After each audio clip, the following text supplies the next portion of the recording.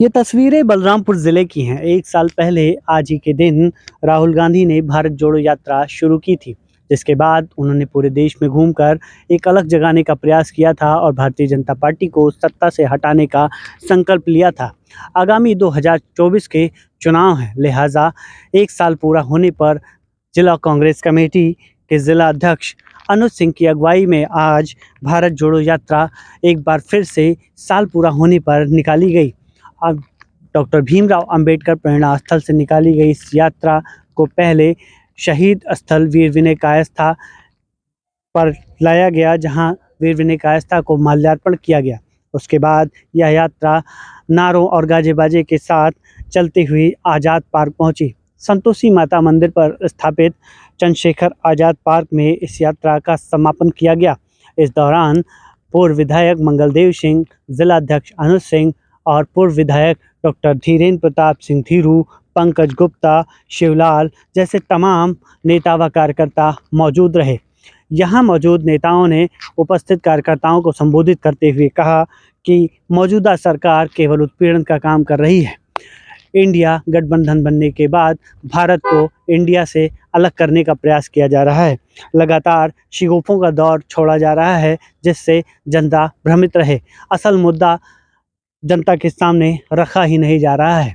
इसीलिए हम जनता को जगाने के लिए सड़कों पर लगातार उतर रहे हैं। हमारे नेता एक साल पहले देश में घूमकर अलग जगा रहे थे और अब हम सड़कों पर उतरकर और जनता के बीच जाकर कांग्रेस की नीतियां बता रहे हैं और भारतीय जनता पार्टी जो लोगों का उत्पीड़न कर रही है, महंगाई बढ़ा रही है, लोगों को खाना दुश्वार हो गया है, उसको बता रहे हैं और 2024 में कांग्रेस सरकार बनाएगी। ये आज पहली वर्षगांठ थी।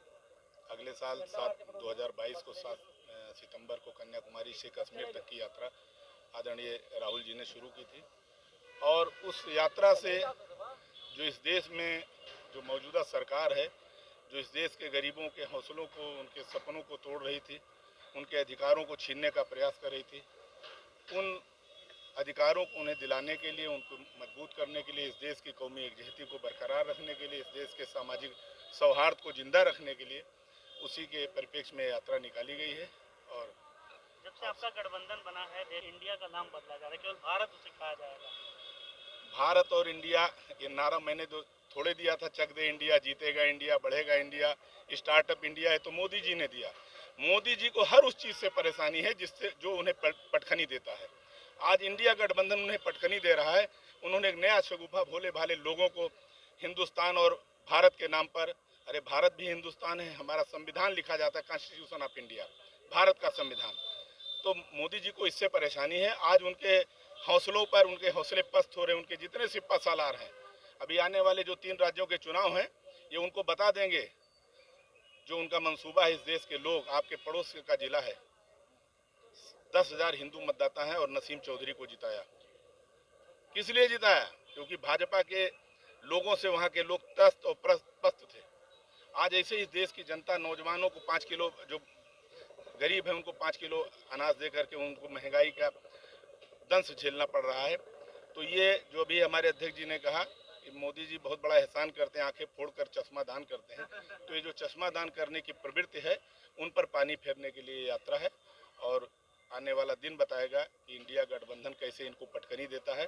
और जब से इंडिया गठबंधन का नाम पड़ा है, तभी से इन्होंने नए नए पैतरे बदलना शुरू कर दिए हैं। अब इन्होंने वन नेशन वन इलेक्शन का राग अलापना शुरू कर दिया है कि लोगों में खलबली मचे। उनको ये पता नहीं है कि ये अवसरवादियों का संगठन नहीं है, ये अवसरवादियों का गठबंधन नहीं है। ये सब लोग इस देश की एकता, इस देश की कौमी एकजुटता, इस देश के संविधान को बचाने की लड़ाई लड़ रहे हैं, आवाम की लड़ाई लड़ रहे हैं, भारत को मजबूत करने की लड़ाई लड़ रहे हैं।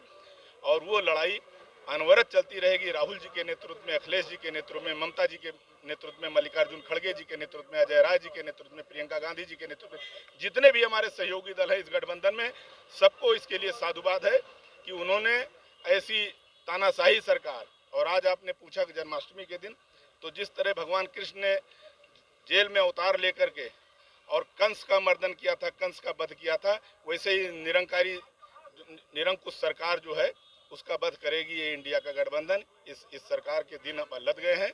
आने वाला 24 का इलेक्शन बताएगा कि इनकी हैसियत क्या है। आज सबसे पहले तो सबको जन्माष्टमी की शुभकामनाएं। आज ही के दिन 2022 में राहुल जी ने हिंदुस्तान की आत्मा को जगाने के लिए, इस देश की गंगा जमुनी तहजीब को बचाने के लिए, जो पिछले 10 सालों से इस पे प्रहार चल रहा है, एक सारे भारत को जोड़ने की यात्रा 4000 किलोमीटर की शुरू की थी।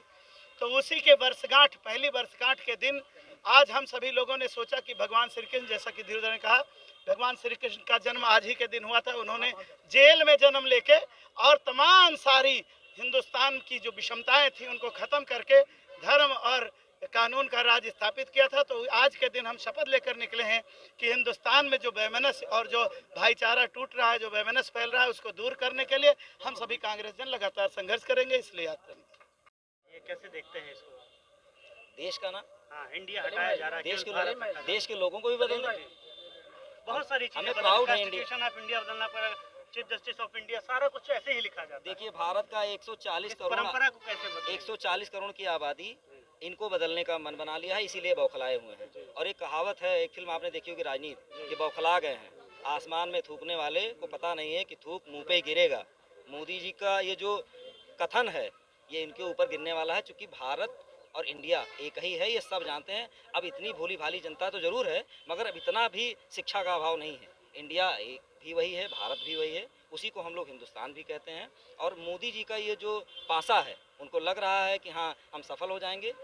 जन जन में ये भावना फैल गई है कि ये हारने वाले हैं, इसलिए बौखला रहे हैं।